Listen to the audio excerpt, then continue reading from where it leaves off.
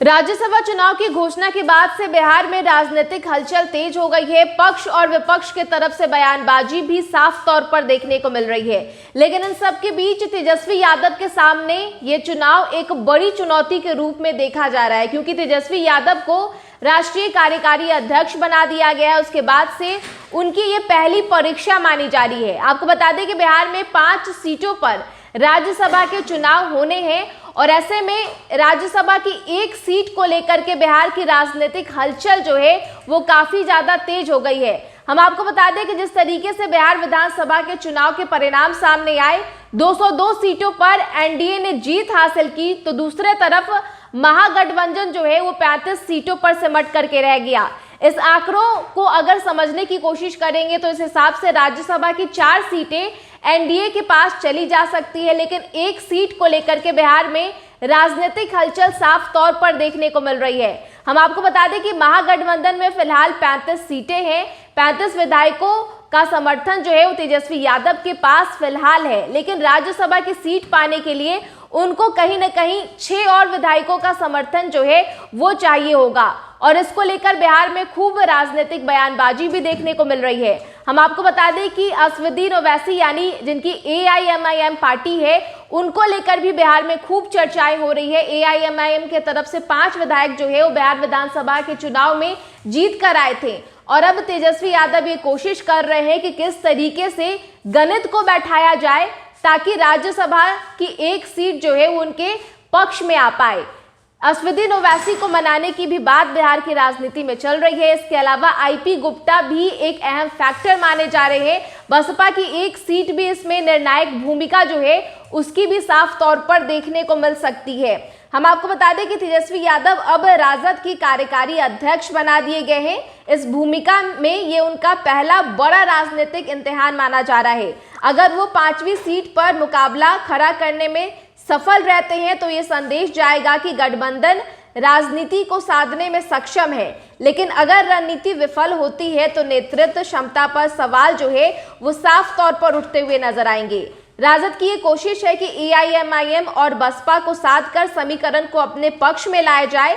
हालांकि एआईएमआईएम की तरफ से साफ तौर पर यह संकेत दिया गया है कि हम मोहरा नहीं बल्कि खिलाड़ी बनेंगे, यानी इस बयान के माध्यम से ये समझा जा सकता है कि एआईएमआईएम अपने प्रत्याशी को उतारने की कोशिश कर सकता है। ये दबाव महागठबंधन के तरफ से एआईएमआईएम जो है वो साफ तौर पर दे सकता है, जो एक बड़ी चुनौती तेजस्वी यादव के सामने साफ तौर पर जो है वो देखने को मिल रही है। क्योंकि तेजस्वी यादव की अगर बात कर ले तो उनकी पार्टी इस बार के बिहार विधानसभा के चुनाव में केवल 25 सीटों पर ही जीत हासिल कर पाई थी।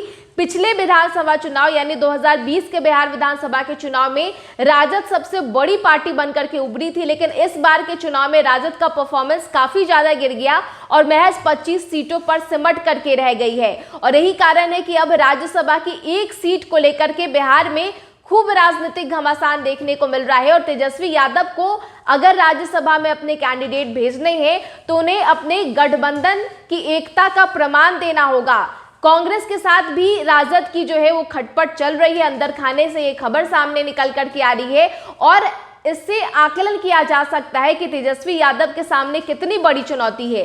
दूसरी तरफ असदुद्दीन ओवैसी भी लगातार बयानबाजी कर रहे हैं, साफ तौर पर कह रहे हैं कि मोहरा नहीं खिलाड़ी बनना है, यानी अपने प्रत्याशी के समर्थन में वो अपने बयान दे रहे हैं। और तेजस्वी यादव को लेकर हम आपको बताएं तो उनके सामने जो है वो बड़ी चुनौती साफ तौर पर देखने को मिल रही है। पिछले राज्यसभा चुनाव में राजद ने कांग्रेस को समर्थन दिया था और अब कांग्रेस के प्रतिदान की अपेक्षा जताई जा रही है, लेकिन राज्यसभा चुनाव की व्हिप जारी नहीं होती है। इससे क्रॉस वोटिंग की संभावनाएं बनी रहती है। कांग्रेस के बदले हुए तेवर से राजद पूरी तरह से आश्वस्त नहीं है और देखना होगा कि इस बार के जो राज्यसभा चुनाव होंगे, 5 सीटों पर बिहार के लिए राज्यसभा के चुनाव होने वाले हैं। 16 मार्च को चुनाव होगी, इसी दिन वोट भी पड़ेंगे और रिजल्ट भी सामने आ जाएंगे। लेकिन बड़ी चुनौती बिहार विधानसभा के चुनाव के बाद अब जो है राज्यसभा के चुनाव को लेकर बिहार में देखी जा रही है विपक्ष किस प्रकार से अपनी एकजुटता का प्रमाण देता है और तेजस्वी यादव किस तरीके से विपक्ष की एकजुटता बरकरार रखने की कोशिश करते हैं, ये देखना होगा। आईपी गुप्ता भी लगातार बयानबाजी कर रहे हैं। बीते दिन भी तस्वीरें सामने आई थी जहां आईपी गुप्ता असदुद्दीन ओवैसी से मुलाकात करने के लिए हैदराबाद पहुंच गए थे।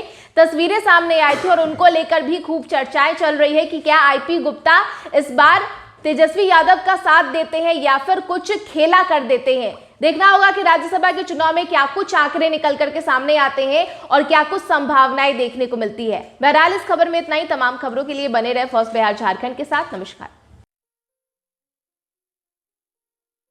ये लो मुंह मीठा करो, आज मैंने अपना जॉब छोड़ दिया, अब हम पूर्णिया वापस जाएंगे। जॉब छोड़ दिया है? मतलब ये घर कैसे चलेगा? हम करेंगे क्या? और माँ बाबूजी क्या बोलेंगे? इसलिए मैं एक और मिठाई का डब्बा लाया। अपने बिजनेस के लिए लोन अप्रूव हो गया। अरे लोन अप्रूव हो गया वो तो ठीक है, लेकिन पूर्णिया में हम रहेंगे कहाँ? अपना घर भी तो नहीं है वहाँ। इसलिए तो एक और मिठाई का डब्बा अलग से लाया हूं। हमने पूर्णिया में घर ले लिया है, पूर्णिया के ई होम्स पैनोरमा में। पूर्णिया में पैनोरमा ग्रुप लेकर आए हैं ई होम्स पैनोरमा। बड़ा घर, आलीशान जिंदगी और अत्याधुनिक सुविधाओं के संग। अरे अब क्यों मुंह मीठा करवा रही हो? क्योंकि हम घर वापसी जो कर रहे हैं। घर वापसी की खुशी पूर्णिया में ई होम्स पैनोरमा के संग। E homes panorama, luxurious lifestyle redefined.